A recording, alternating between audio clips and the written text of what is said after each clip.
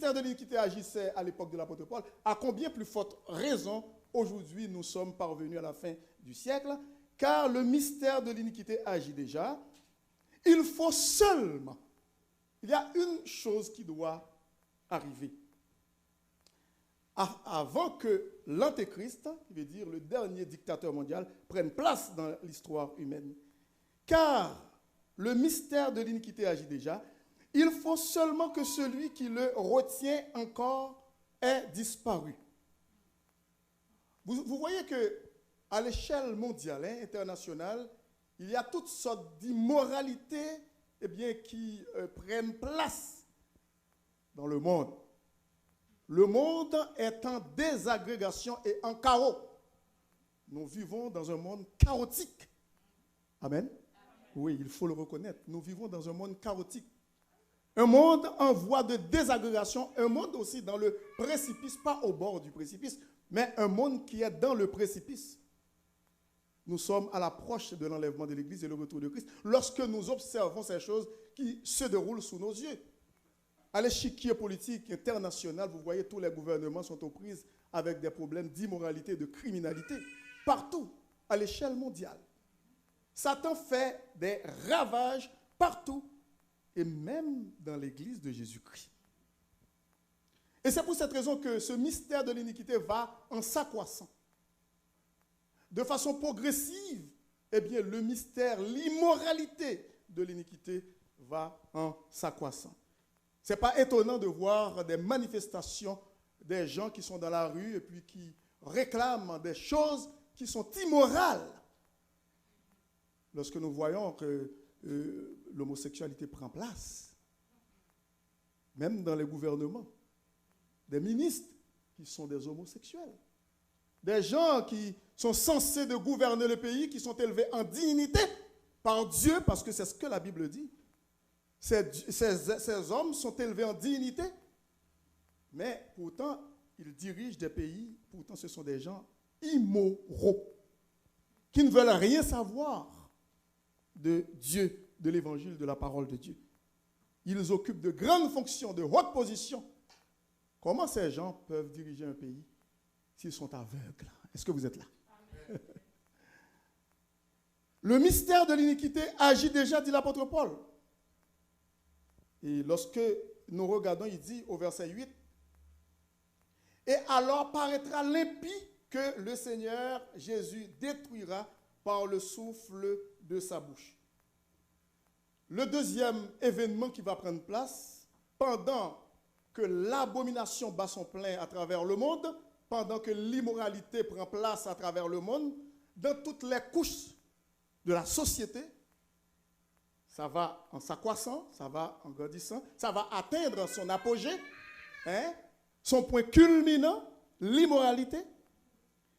L'Église doit être enlevée. Amen. L'Église va être enlevée. Qui veut dire le deuxième point, tout d'abord, pendant que l'immoralité bat son plein, l'iniquité qui agissait à l'époque de l'apôtre Paul, battait son plein et puis continue encore de façon progressive. Le deuxième point, c'est l'apostasie. L'apostasie, en grec, apostasia, c'est un abandon volontaire des gens qui sont censés de connaître la parole de Dieu et puis qui prêchaient la parole de Dieu, qui finalement qui prennent un autre chemin, une autre route, qui bifurquent, qui sont en plein dans l'immoralité. C'est l'apostasie. Ils renient catégoriquement, de façon volontaire, la parole de Dieu, la sainte doctrine, pour enseigner d'autres choses.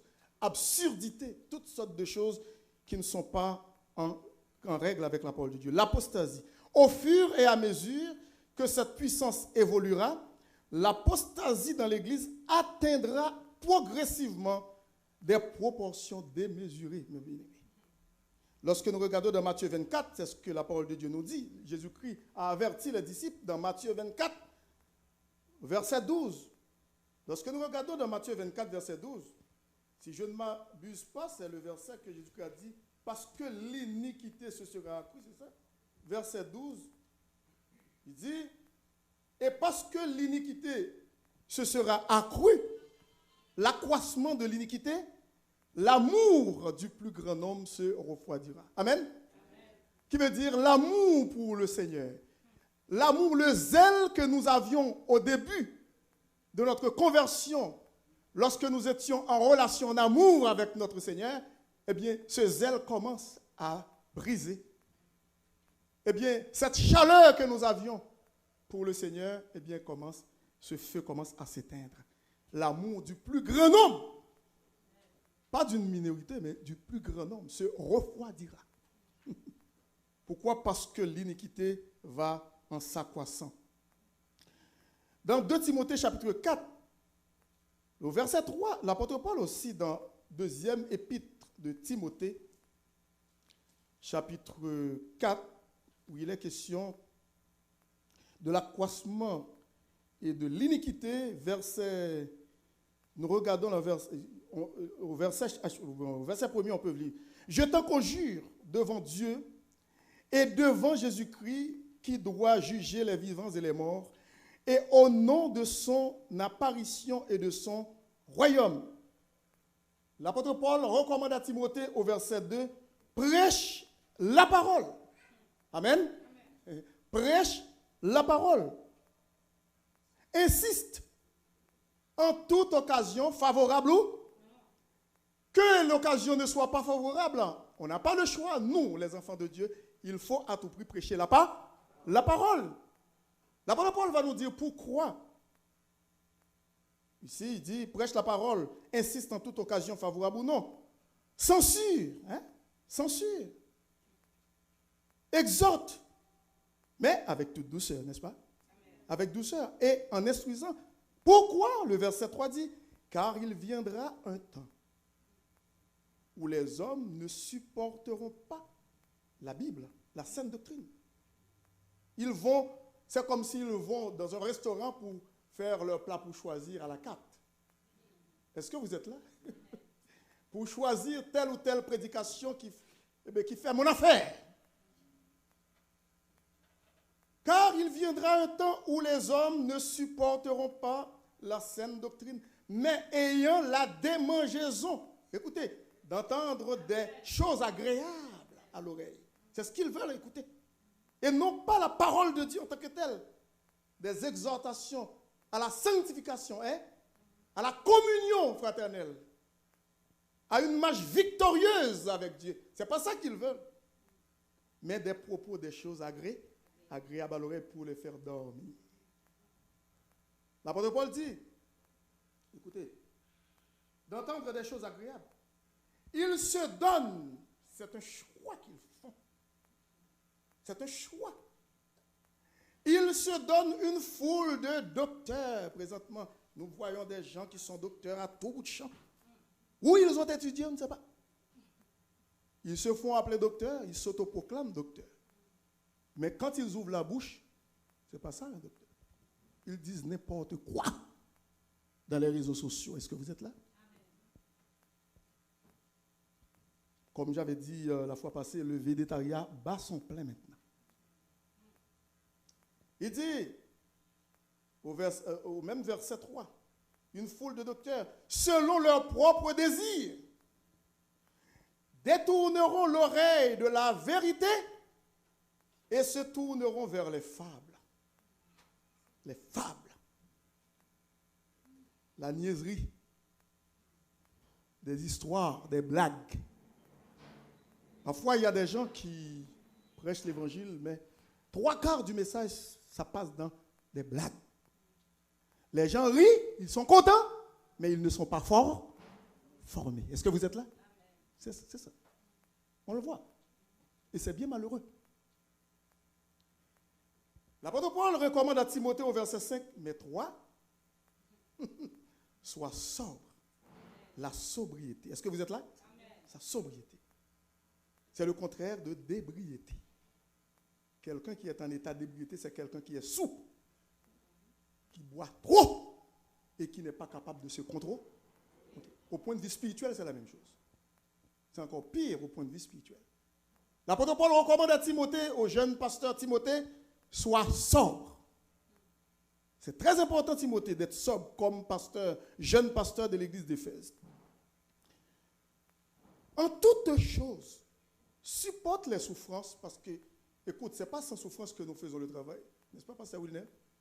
Ce n'est pas sans difficulté, ce n'est pas sans épreuve, sans persécution.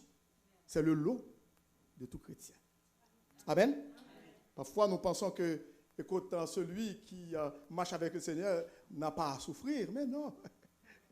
L'apôtre Paul souffrait, l'apôtre Pierre souffrait, Jésus-Christ lui-même le grand exemple. Si quelqu'un veut venir après moi, qu'il renonce à lui-même, qu'il se charge chaque jour de sa croix, et qu'il me suive. La vie du chrétien, c'est le chemin de la croix et de la souffrance. Pour régner sur le trône, il faut passer par le chemin de la croix. Est-ce que vous êtes là? Mais c'est tout à fait normal. C'est Wesley, c'est ça? Hein? Pour obtenir une récompense, il faut suivre, ça prend beaucoup d'efforts.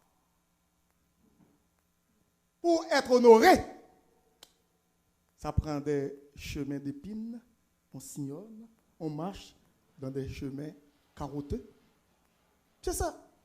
Pourquoi? Parce que la vie est faite comme ça. La vie est faite avec des chemins jonchés de peines et de douleurs, de déceptions amères. Mais un jour, nous serons couronnés. Amen? Après la bataille, comme dit le cantique. Il ne faut pas avoir peur d'affronter des moments difficiles. Jésus-Christ a dit, eh bien, j'ai déjà vaincu le monde. Mais 3, sois sobre en toutes choses, supporte les souffrances, fais l'œuvre d'un évangéliste, évangélise. Et puis, remplis bien ton ministère. C'est très important, mon frère, n'est-ce pas? Remplis bien ton ministère. Pourquoi? Parce qu'un jour, nous allons nous comparaître devant le tribunal de Jésus-Christ. Oui, tous les chrétiens, sans exception, sans distinction, vont comparaître devant le tribunal de Jésus-Christ. Béma, le tribunal. À ne pas confondre avec le grand trône blanc. Vous comprenez bien le grand trône blanc? C'est le dernier tribunal pour juger les gens qui ne connaissent pas Jésus-Christ dans l'Apocalypse, chapitre 20. Mais nous qui sommes des enfants de Dieu, eh bien, nous allons nous comparaître devant le tribunal de Jésus-Christ pour répondre à toutes nos actions les plus secrètes. Pas pour aller en enfer, grâce à Dieu, mais pour recevoir des récompenses. C'est pour cette raison, pendant que nous marchons avec le Seigneur, nous vivons dans ce monde, faites très attention de la manière dont nous vivons notre vie spirituelle. C'est vrai, nous n'allons pas connaître les affres de l'enfer, mais cependant, il y a la récompense. Nous allons pleurer beaucoup. Pour la dernière fois, la toute dernière fois, Dieu va permettre, dans un corps glorieux, glorifié, de pleurer, mais après, il va essuyer toute l'âme de nos yeux. Amen. C'est un Dieu de compassion, Dieu d'amour, Dieu de grâce. Il va exposer devant nous toutes les occasions qu'il a mises devant nous pour le servir. Et nous avons raté ces occasions parce que nous étions des enfants désobéissants, négligents, même rebelles, des brebis galeuses. Il faut faire très, très, très attention parce que le Seigneur nous a sauvés pour le servir. C'est une grâce qu'il nous a faite, d'après Éphésiens 2. C'est par la grâce que nous sommes sauvés, dit l'apôtre Paul, par le moyen de la foi. Et cela ne vient pas de nous. C'est le don de Dieu. Ce n'est point par les œuvres, afin que personne ne se glorifie. Personne n'a sujet de se glorifier. Parce que tout est grâce. Ouais. Le fait que nous vivons encore au milieu de cette pandémie, nous ne connaissons pas encore la mort, c'est une grâce. Alors qu'il y a pas mal de personnes qui tombent au combat, qui sont morts déjà. Il y a des enfants de Dieu qui sont morts.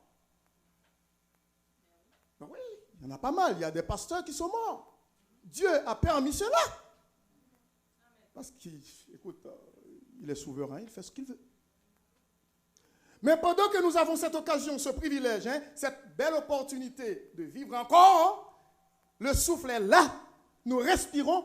À tout prix, il faut donner gloire à Dieu, le servir dans la crainte, avoir une marche modèle. Parce que nous sommes la lumière du monde et nous sommes le sel de la... Il faut faire la différence parmi ce monde, en péril.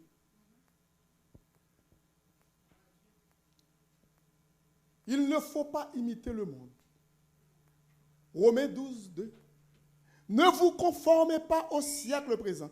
D'ailleurs, au verset 1er, il dit, je vous exhorte donc, frères et sœurs, par les compassions de Dieu, à offrir vos corps comme un sacrifice vivant, saint, agréable à Dieu, ce qui sera de votre part un culte raisonnable. Le verset 2 dit, ne vous conformez pas au siècle présent. Soyez transformés par le renouvellement de l'intelligence, afin que vous discerniez quelle est la volonté de Dieu, ce qui est bon, agréable et pas. Ce qui est bon, agréable et parfait. Vous voyez la gradation, la progression. Ce qui est bon n'est pas encore agréable. Ce qui est agréable n'est pas encore parfait. Amen. Il faut avoir une marche modèle. Parce que bientôt, ça va être l'enlèvement. Ça va être le retour de Jésus-Christ. Lorsque nous parlons de l'enlèvement, le retour, il faut faire la distinction. Jésus-Christ ne va pas retourner pour mettre ses pieds, pour poser ses pieds sur la terre, pas avant que l'Église soit enlevée. D'ailleurs, Jésus-Christ va nous attendre. Nous sommes son épouse dans les airs, d'après 1 Thessaloniciens 4. Vous connaissez bien ce passage. Nous allons être dans l'atmosphère entre le ciel et la terre, dans l'immensité de cette atmosphère. Amen. Alléluia. On n'a pas besoin d'avion, d'aucun engin spatial. Rien. Parce que nous serons dans un corps glorieux, glorifié, pour aller à la rencontre de notre divin Sauveur, Seigneur Jésus-Christ. Amen. Et puis, parce que lui, il va se déplacer pour aller tout comme un époux, un futur époux qui va rencontrer sa femme dans la salle de noces. Eh bien, il sort pour aller à la rencontre de son épouse, sa future épouse. Jésus-Christ quitte le ciel, va quitter le ciel pour venir à mi-chemin dans les airs, pour nous prendre avec lui. Amen. Amen. Ça va être les noces de l'agneau. Alléluia. Les noces de l'agneau.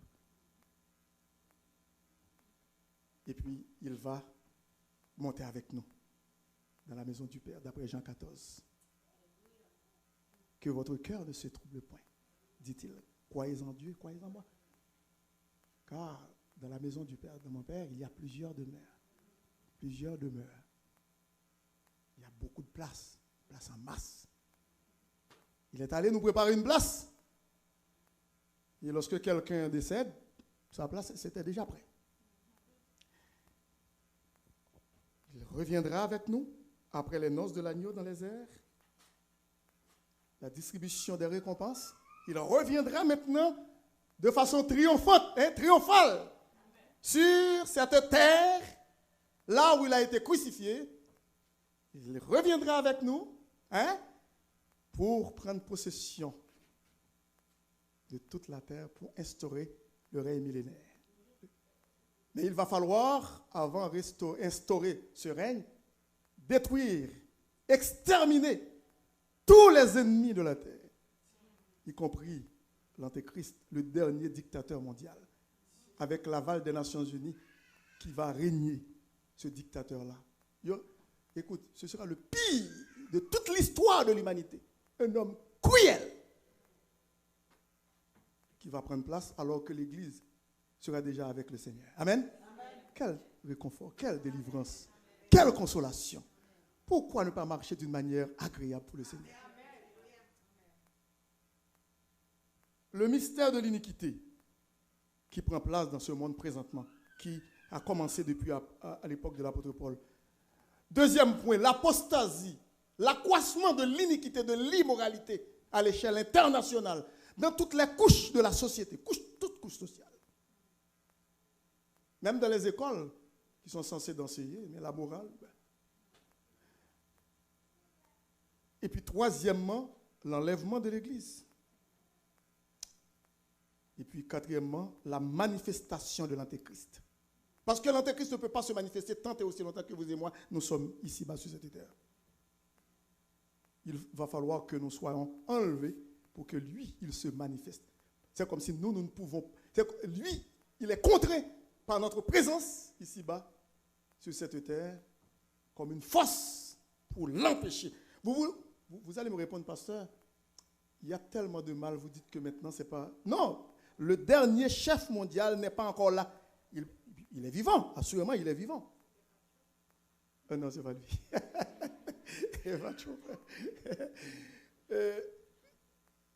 Il y a des gens qui pensaient que c'était Obama. Après ça, qui veut dire dans une autre façon.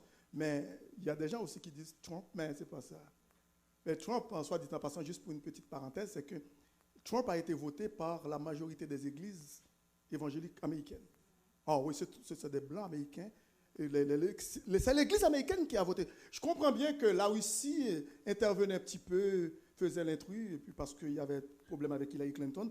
Et puis les démocrates avaient toujours problème avec la Russie. Bon, c'était toujours comme ça. Et oui, c'est ça, avec la Russie, les démocrates. Alors, le fait que les États-Unis deviennent tellement immoral, ce pays devient tellement immoral, ces États-là, ils sont immoraux dans leur pratique, alors qu'ils ont fondé leur pays, les États. Oui, c'est ça, sur la Bible, en laissant l'Irlande, l'Europe, l'Angleterre, sous la reine, et puis ils étaient, semble-t-il, comment dirais-je, trop contrôlés par la reine en Angleterre. Eh bien, ils se sont révoltés, ils sont appareillés vers l'Amérique, ils sont arrivés ici, et puis, maintenant, ils ont fondé des États. Ils ont pris aussi de Cuba, de d'autres endroits, et puis c'est pour cette raison qu'on voit des, comment dirais-je, des États qui s'appellent la Louisiane, comment? C'est pas Louisiane.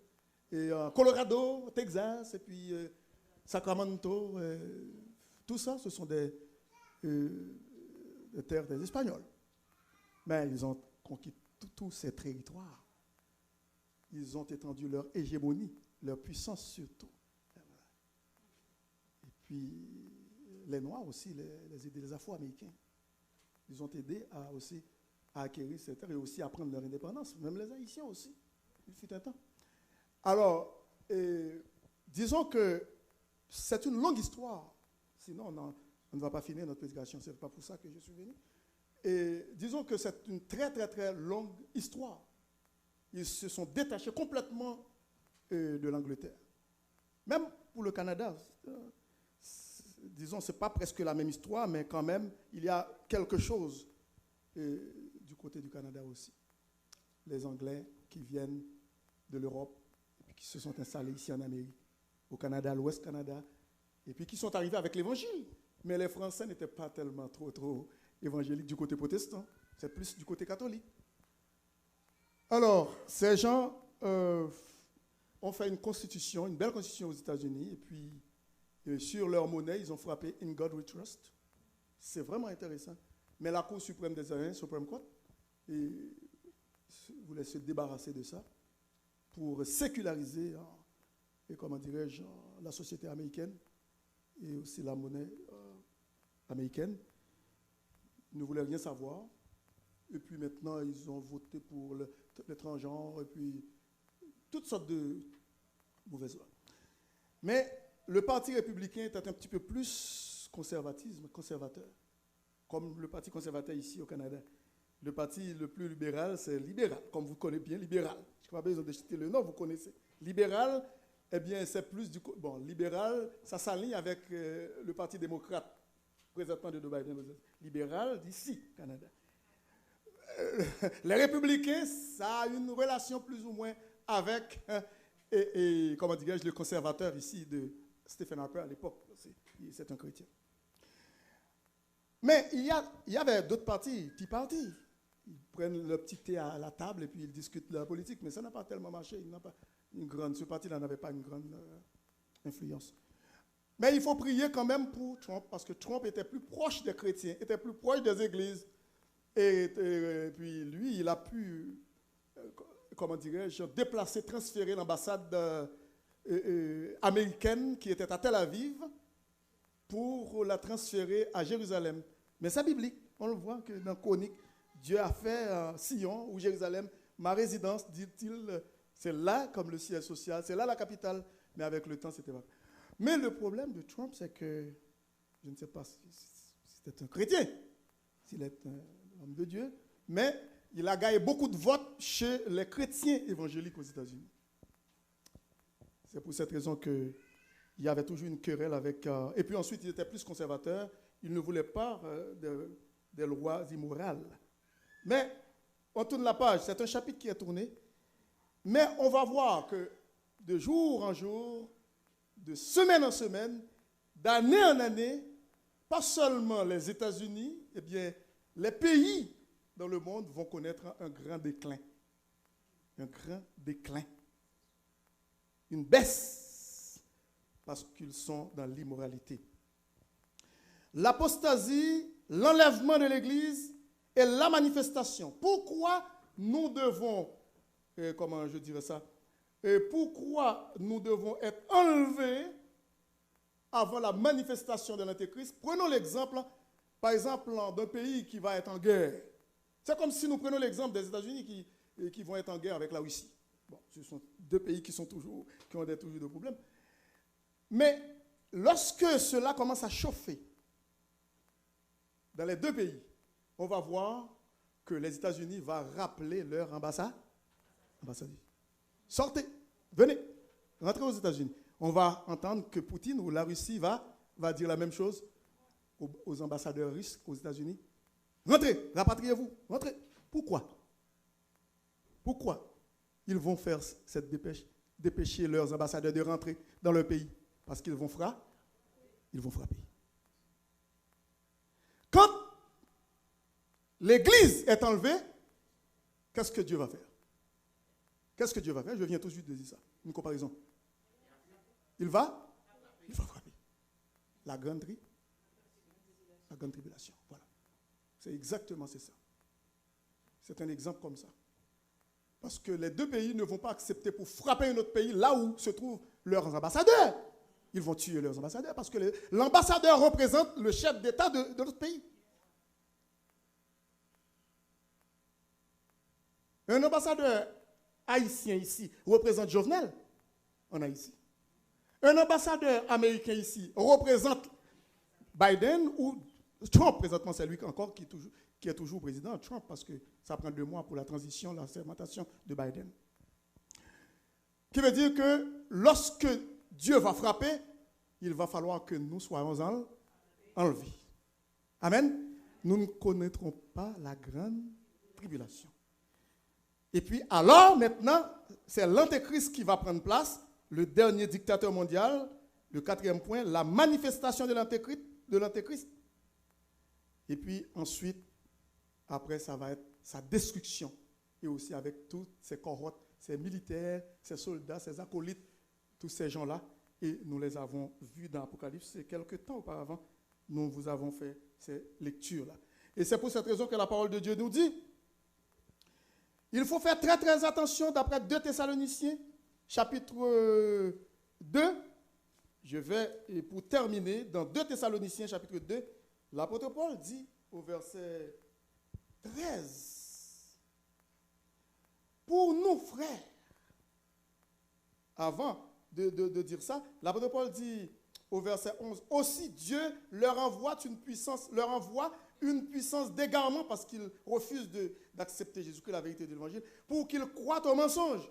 Dans l'aveuglement, ils vont vivre. Et Dieu permet ça aussi, afin que tous ceux qui n'ont pas cru à la vérité, mais qui ont pris plaisir à l'injustice soient condamnés.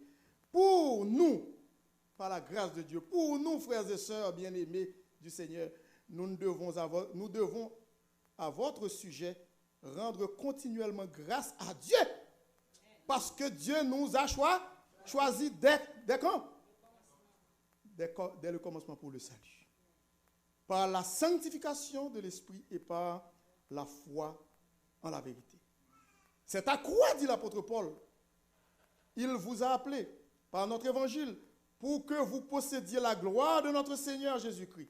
Ainsi donc, frères et sœurs, demeurez fermes et retenez les instructions que vous avez reçues, soit par notre parole, soit par notre lettre, que notre Seigneur Jésus-Christ lui-même et Dieu, notre Père, qui nous a aimés et qui nous a donné, par sa grâce, une consolation éternelle et une, comment dirais-je, et une bonne espérance, console vos cœurs et vous affermisse en toute bonne œuvre et en toute bonne parole. Que le Seigneur nous aide à saisir ces vérités, à les mettre en pratique, à marcher d'une manière agréable, à avoir une marche modèle avant notre enlèvement pour le Seigneur. Que le Seigneur nous bénisse. Amen. Maintenant, sans plus tarder, c'est la présentation au temple de petit Kaiden. Kaiden, dis-je, excuse-moi. Kaiden Destin. Ces jours-ci, les noms, c'est pas facile, hein? C'est recherché. Kaiden. Ouais. Kaiden. Laurie, ça va? Ça va bien?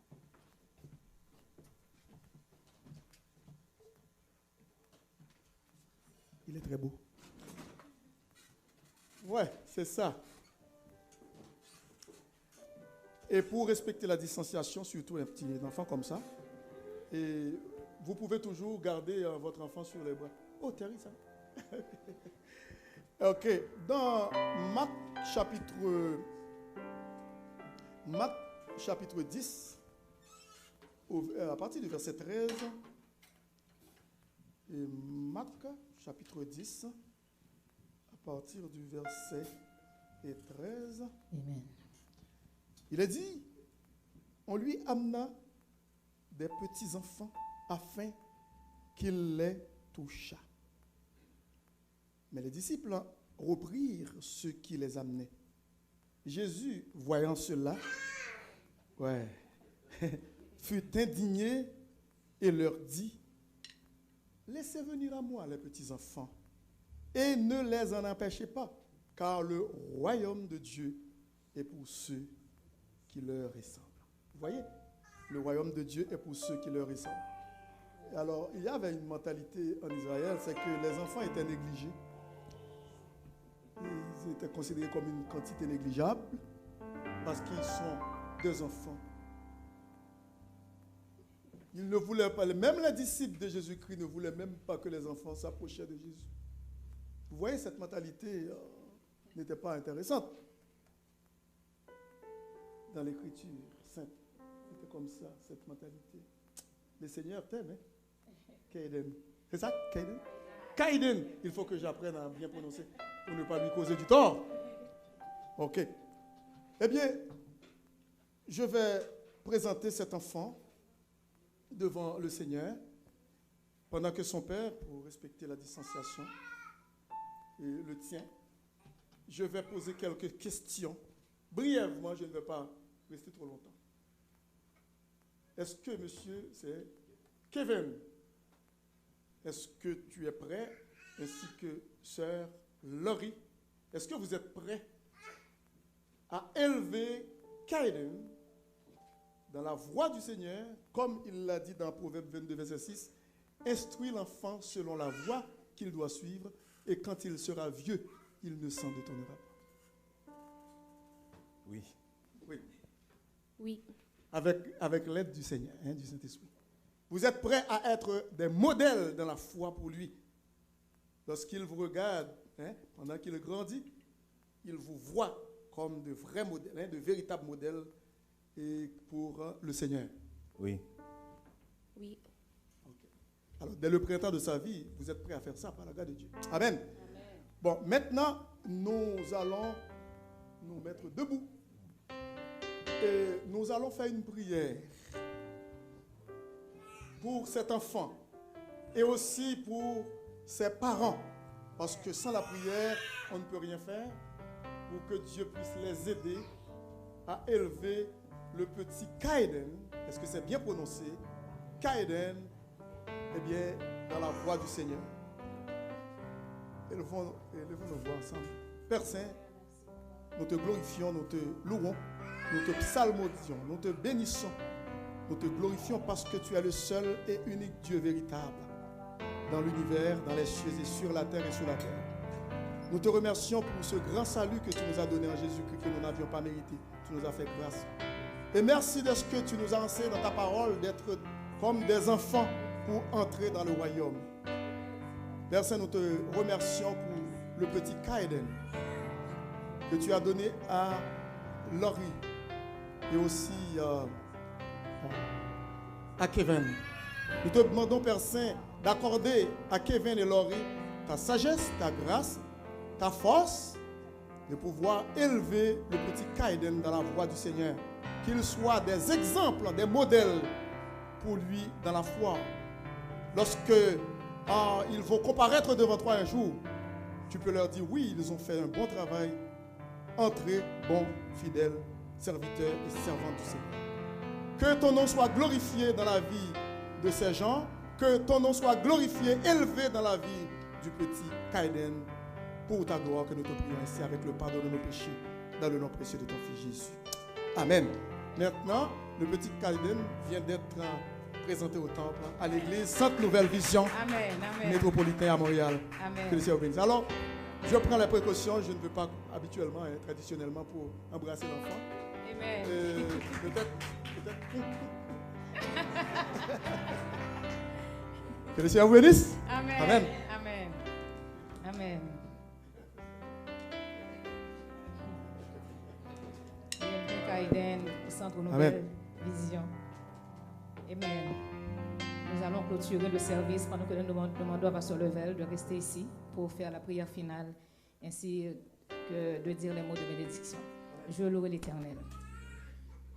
Je louerai l'Éternel de tout mon cœur. Je raconterai toutes ses merveilles. Je chanterai son nom. Je louerai l'Éternel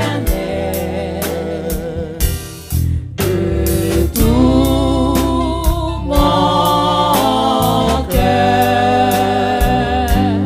Je ferai de toi le sujet de ma joie. Alléluia. Je loue l'Éternel.